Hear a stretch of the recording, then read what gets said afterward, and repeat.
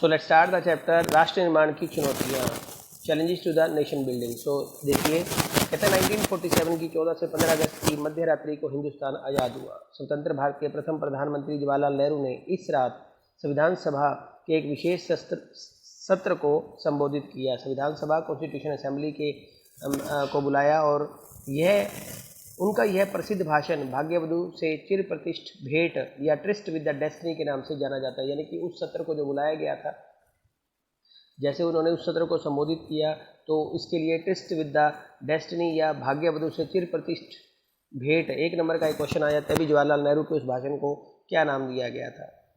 हिंदुस्तान की जनता इसी क्षण की प्रतीक्षा कर रही थी। अपने इतिहास की बुक में पढ़ा था कि हमारी आज़ादी की लड़ाई में कई आवाज़ें बुलंद थी। बहरहाल 2 बातों पर सबकी सहमति थी। पहली बात यह है कि आज़ादी के बाद देश का शासन लोकतांत्रिक सरकार के जरिए चलाया जाएगा।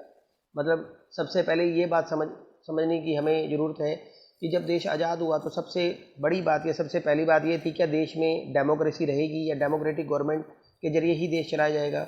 दूसरी यह कि सरकार सबके भले के लिए काम करेगी।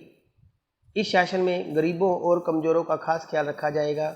देश अब आज़ाद हो चुका था और आज़ादी की जड़ें इन सपनों का साकार करने का वक्त आ चुका था। यानी कि अब देश आज़ाद हो गया था और गरीबों की हालत को इम्प्रूव करने का वक्त आ चुका था। खास करके कमज़ोर लोग, गरीब लोगों की हितों का खास ख्याल रखा जाए। यह कोई आसान काम नहीं था। आज़ाद हिंदुस्तान का जन्म कठिन परिस्थितियों में हुआ। हिंदुस्तान सन 1947 में जिन हालात के बीच आज़ाद हुआ, शायद उस वक्त कोई भी मुल्क वैसे हालात में आज़ाद नहीं हुआ होगा। आज़ादी मिली लेकिन देश के बंटवारे के साथ। 1947 का साल अभूतपूर्व हिंसा और विस्थापन की त्रासदी का साल था। यानी कि क्योंकि 1947 में आपने देखा कि क्या हाल था देश का।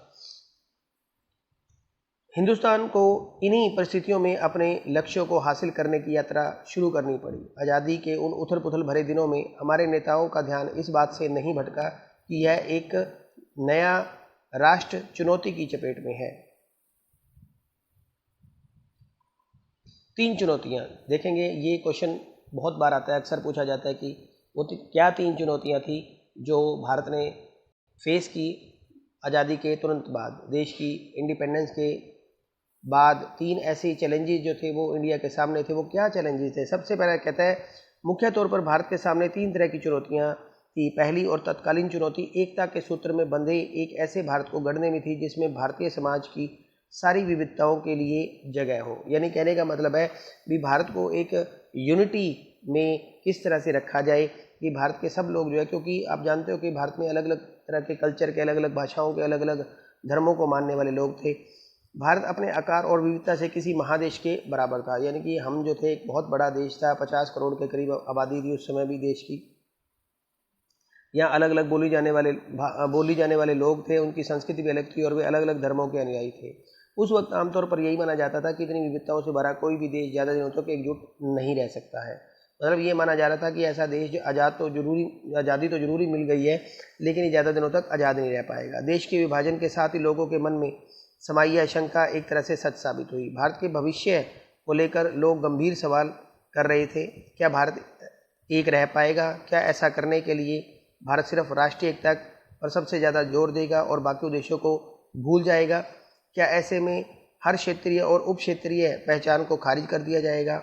उस वक्त का सबसे तीखा और चुभता हुआ एक सवाल यह भी था कि भारत की क्षेत्रीय अखंडता को कैसे हासिल किया जाए। मतलब भारत की जो अखंडता है, मतलब जो खिंडे ना या अलग अलग ना हो, उसको कैसे हासिल किया जाए।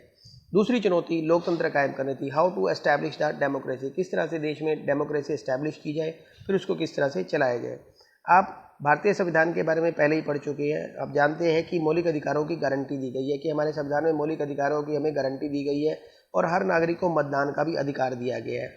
भारत ने संसदीय शासन पर आधारित रिप्रेजेंटेटिव लोकतंत्र को अपनाया। प्रतिनिधित्व मूलक लोकतंत्र का मतलब होता है रिप्रेजेंटेटिव डेमोक्रेसी को जो है वो हमने अपनाया हुआ है।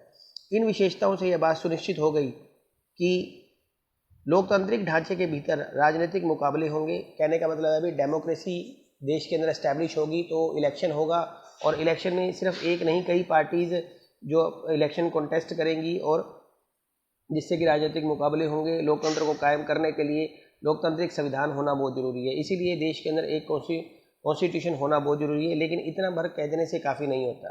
चुनौती यह भी थी कि संविधान से मेल खाते लोकतांत्रिक व्यवहार बर्ताव चरण में है, यानी कि ऐसा हमने डेमोक्रेसी ऐसी एस्टैब्लिश करनी थी जो कि पूरे हमारे कॉन्स्टिट्यूशन से मेल खाती हो। अब तीसरी चुनौती क्या थी कि ऐसे विकास की जिसमें समूचे समाज का भला हो, न कि कुछ एक तबकों का। इस मोर्चे पर भी संविधान में यह बात साफ कर दी गई थी कि सबके साथ समानता का बर्ताव किया जाए और सामाजिक रूप से वंचित तबकों तथा धार्मिक सांस्कृतिक अल्पसंख्यक समुदायों की विशेष सुविधा दी जाए। कहने का मतलब है अभी सोशली हर किसी के साथ, हर तबके के व्यक्ति के साथ एक जैसा व्यवहार हो, धार्मिक संस्कृति या माइनॉरिटी समुदायों की विशेष सुरक्षा दी जाए। संविधान ने राज्य के नीति निर्देशक सिद्धांतों के अंतर्गत लोक कल्याण के उन लक्ष्यों को भी स्पष्ट किया था जिन्हें राजनीति को जरूर पूरा करना चाहिए। यानी कि आप जानते हैं कि हमने नीति निर्देशक सिद्धांत जो आयरलैंड देश है उससे लिए थे, वो हमने अपने कॉन्स्टिट्यूशन में शामिल कर दिए थे ताकि हम अपने देश में डेमोक्रेसी को सही ढंग से चला सकें। अब असली चुनौती आर्थिक विकास तथा गरीबी के खात्मे करने के लिए कारगर नीतियों को तैयार करी थी। यानी कि अगली जो चुनौती हमारे देश के सामने थी, किस तरह से जो है वो आर्थिक डेवलपमेंट जिसको बोलते हैं अभी इकोनॉमिक डेवलपमेंट करना और देश के अंदर से पॉवर्टी को एलिवेशन करने की थी। ये तीसरी मेन चुनौती थी।